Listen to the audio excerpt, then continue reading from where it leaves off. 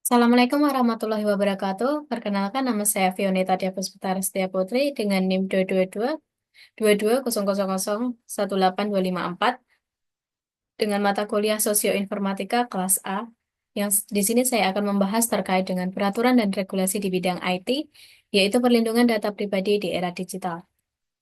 Untuk yang pertama yaitu pendahuluan. Data pribadi menjadi aset penting di era digital, namun resiko penyalahgunaannya meningkat. Perlindungan data memerlukan kolaborasi pemerintah, bisnis, dan masyarakat melalui regulasi IT yang memastikan manfaat teknologi tanpa mengorbankan hak individu. Regulasi ini mendukung inovasi, kepastian hukum, dan ekonomi digital yang berkelanjutan.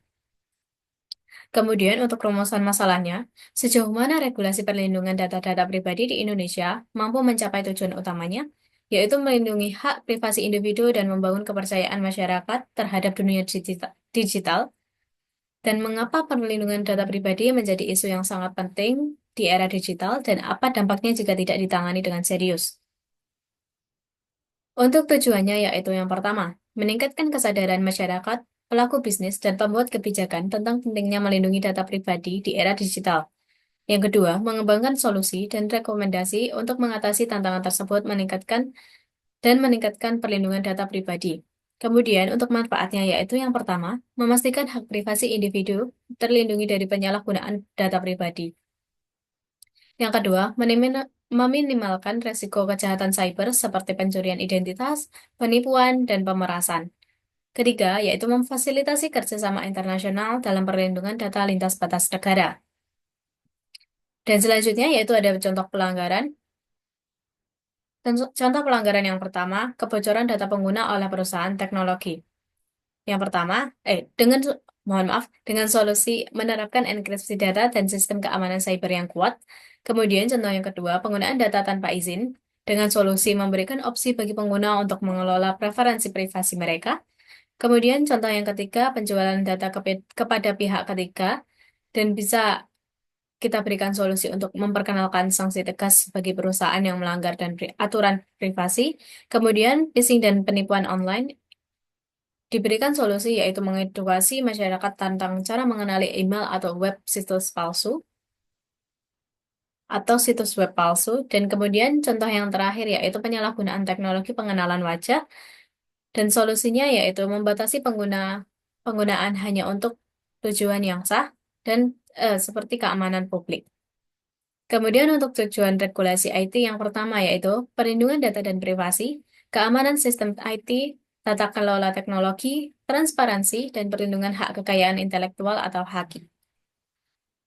Peraturan IT di Indonesia ada banyak peraturan IT di Indonesia, namun saya hanya mencantumkan beberapa saja.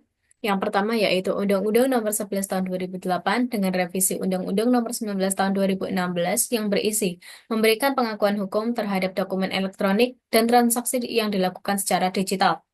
Kemudian Peraturan Pemerintah Nomor 71 Tahun 2019 berisi tentang tata kelola sistem elektronik yang digunakan untuk transaksi elektronik, baik yang dikelola oleh sektor publik atau pemerintah dan maupun privat atau swasta. Kemudian, peraturan yang ketiga yaitu Undang-Undang Hak Kekayaan Intelektual Nomor 28 Tahun 2014 yang berisi melindungi hak cipta karya intelektual termasuk perangkat lunak atau software dan karya digital lainnya agar tidak dibajak atau digunakan tanpa izin. Tantangan dan pentingnya penerapan regulasi. Untuk tantangan, yaitu berisi evaluasi ancaman cyber, kekurangan sumber daya dan keahlian, kerjasama internasional, kurangnya literasi digital masyarakat, serangan cyber yang semakin kompleks, dan yang terakhir ketidakpatuhan perusahaan terhadap aturan.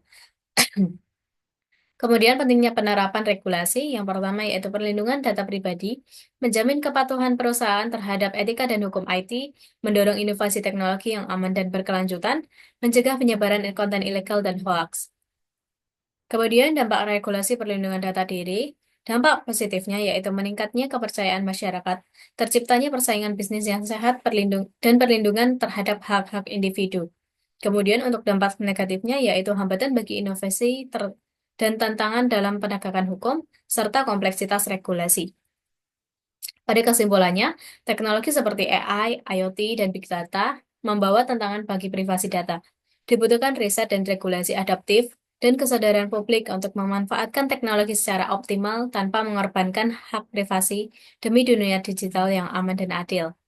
Sehingga untuk keamanan individu masyarakat terjaga di era digital saat ini. Sekian dari saya, kurang lebihnya saya mohon maaf.